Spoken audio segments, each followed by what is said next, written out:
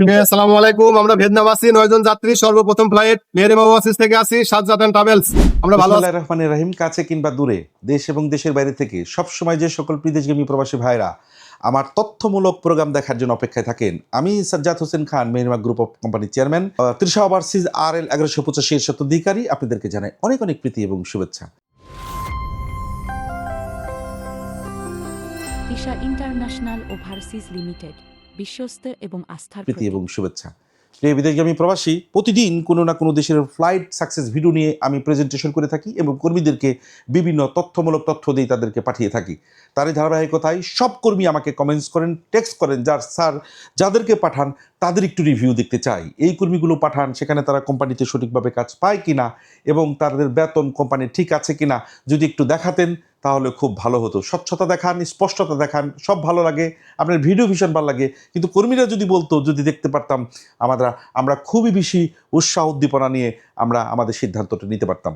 তারই ধারাবাহিকতায় এই মুহূর্তে আমি যাদেরকে ভিয়েতনামে গত 3 দিন আগে দেখেছেন ভিডিওতে ফ্লাইট করেছি, এবং যেহেতু ভিয়েতনাম রাষ্ট্রটি আমাদের বাংলাদেশি বাজারের জন্য সম্পূর্ণ নতুন, আমি শুরুতেই বলেছি ভিয়েতনাম দেশটি লাওস কম্বোডিয়ার মতো নয়, অত্যন্ত পোর্স, অত্যন্ত সুন্দর একটি দেশ, যে দেশের মানুষগুলো অত্যন্ত বিনয়ী, ভদ্র, এবং যেখানে ইন্ডাস্ট্রিগুলো ফুল একটি ইন্টারন্যাশনাল চেনে স্থাপন হয়েছে। আজ থেকে 5 বছরের আগেকার ভিয়েতনাম এবং আজকের ভিয়েতনামের মধ্যে আকাশ পাতাল জমিনের মতো পার্থক্য রয়েছে, এবং আমরা সেটা দেখে শুনে বুঝেই যে চেইন মালয়েশিয়া থেকে যত ফ্যাক্টরি ভিয়েতনামে স্থাপিত হয়েছে, সেই চেইন ইন্টারন্যাশনাল ফ্যাক্টরিগুলিতে কর্মী প্রেরণ করছি। 380 জন কর্মীর মধ্যে সর্বপ্রথম 9 জন কর্মী ফ্লাইট করেছি, এবং তাদের রিভিউ সহ আমি আপনাদেরকে পুরো দমে দেখানোর চেষ্টা করছি। পুরো ভিডিওটি দেখতে থাকুন। দেখলে যারা ভিয়েতনাম যাবেন কি যাবেন না, তারা ঠিক আছে কি নেই, এবং আমরা সঠিকভাবে পাঠাচ্ছি কি পাঠাচ্ছি না, এই দ্বিধাদ্বন্দ্বটি আপনার কাছ থেকে দূর হবে, এবং বুঝতে পারবেন যে যে প্রতিষ্ঠান থেকেই যাবেন, যদি সেটা একটা ভালো কোম্পানি হয়, বৈধ RL-দারি হয়, তাহলে আপনার লাইফ সেখানে অবশ্যই শতভাগ নিশ্চয়তা এবং শতভাগ নিরাপদ থাকবে। আসসালামু আলাইকুম। আমরা ভিয়েতনাম আছি, 9 জন যাত্রী, সর্বপ্রথম ফ্লাইট মেহেরিমা ওয়াসিস থেকে আসি, সাজ্জাদ এন্ড ট্রাভেলস। আমরা ভালো আছি আলহামদুলিল্লাহ। এটা অ্যালুমিনিয়াম ফ্যাক্টরি, সবাই ভালো আছে আলহামদুলিল্লাহ। আরএল নাম্বার মনে রাখবেন 1185, Meherima overseas and Tisha international. এজেন্সির নাম মনে রাখবেন Sajjad Hossain travel and tours. এই এজেন্সির পক্ষ থেকে আপনাদেরকে অনেক অনেক শুভেচ্ছা ও অভিনন্দন জানাচ্ছি। পাশাপাশি আপনারাও যদি আসতে আগ্রহী হন, অবশ্যই নির্দ্বিধায় এই এজেন্সির মাধ্যমে আপনারা আসতে পারবেন। আমরা গতকালকে ভিয়েতনামে নামছি, আজকে আমরা ফ্যাক্টরিতে আসছি। আমরা ঠিকঠাক মতো কাজ বুঝে পেয়েছি, থাকার জায়গা পেয়েছি, এভরিথিং ইজ ওকে। সবাই ভালো আছি তো? সবাই ভালো আছি তো? ঠিক আছে, ধন্যবাদ, ভালো থাকবেন।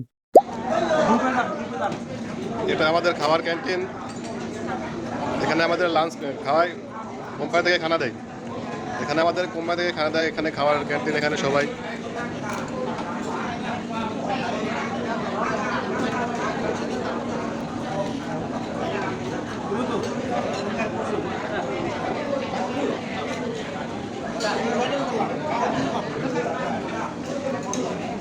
ভিডিওগুলো দেখেছেন, বুঝেছেন।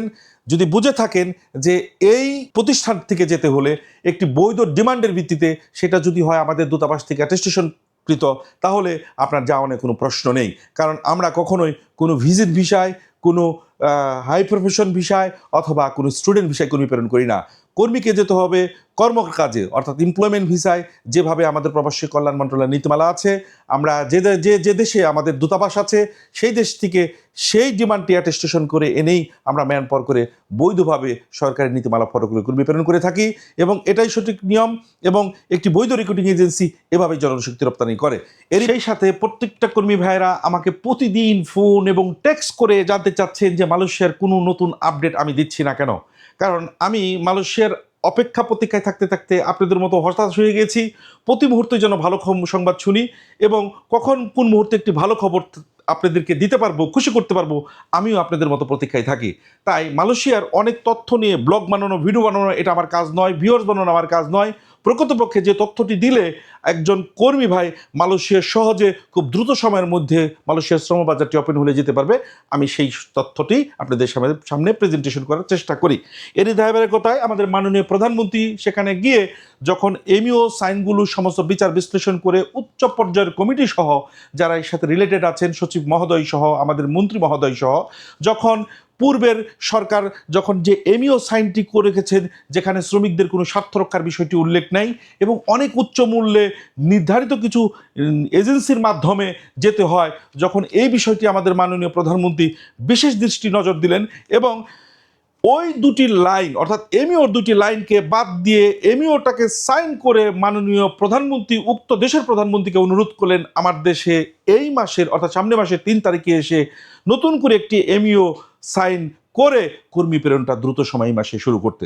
আপনারা বারবার বিভিন্ন লিগ্যাল যে ইলেকট্রিক মিডিয়াগুলো আছে দেখতেই পাচ্ছেন যে সামনের মাস থেকে মালয়েশিয়া পুরোদমে শুরু হবে এবং আমাদের মন্ত্রী মহোদয় বারবার প্রতিশ্রুতি দিচ্ছেন শুরু হবে এবং আমাদের প্রধানমন্ত্রী চাইলেই পরের দিন ঘোষণা ওখানে গিয়ে দিবেন, বিষয়টি এরকম নয়। যেহেতু রাষ্ট্রীয় বিষয়, আমরা আশা করছি 3 তারিখে এমইও সাইন হয়ে যাওয়ার পরে স্মারক পরিবর্তন হওয়ার পরে এই সামনে মাসের মধ্যেই হয়তো বা 15 তারিখের মধ্যেই আমরা একটি মেডিকেলের ঘোষণা পাবো এবং কর্মীগুলো মেডিকেল করে দ্রুত সময়ে অর্থাৎ আগস্টের প্রথম সপ্তাহ থেকে হয়তো মালয়েশিয়া যেতে পারবে বলে আমরা আশাবাদী এবং আশা করছি। কারণ এত সহজেও দুটি রাষ্ট্রীয় দেশের আইন পরিবর্তন করে দ্রুত সময়ের মধ্যেই 7 দিনেই করে দিব, কালকে মেডিকেল চলে আসেন, বিষয়টি এরকম নাই। তবে অপেক্ষায় থাকেন, প্রতীক্ষায় থাকেন।